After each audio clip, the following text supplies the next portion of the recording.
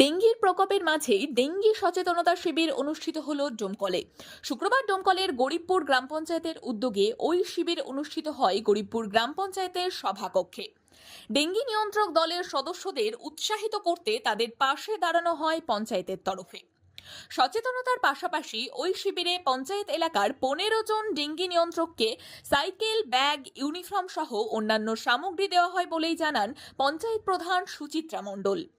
এই ধরনের অভিনব উদ্যোগ নেওয়ার ফলে নিয়ন্ত্রকরা আরও উৎসাহিত হবে বলেই মনে করছে পঞ্চায়েত থেকে স্বাস্থ্য দপ্তর।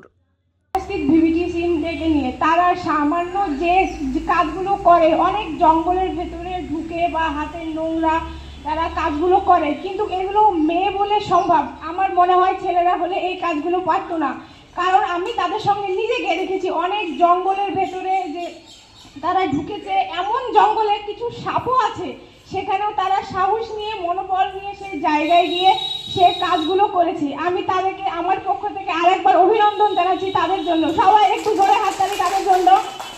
সদস্য, আমার কর্মী, সহকর্মী সকলকে আমি আমার শুভেচ্ছা জানিয়ে সামান্য কিছু বলছি। আমি আমাদের পঞ্চায়েত যে উদ্যোগটা নিয়েছে আমাদেরকে নিয়ে আমার খুব ভালো লাগছে। লেখাপড়ার বিকল্প নাই, চলো সবাই স্কুলে যাই। ভাবছেন কোন স্কুলে পাঠাবেন আপনার সন্তানকে?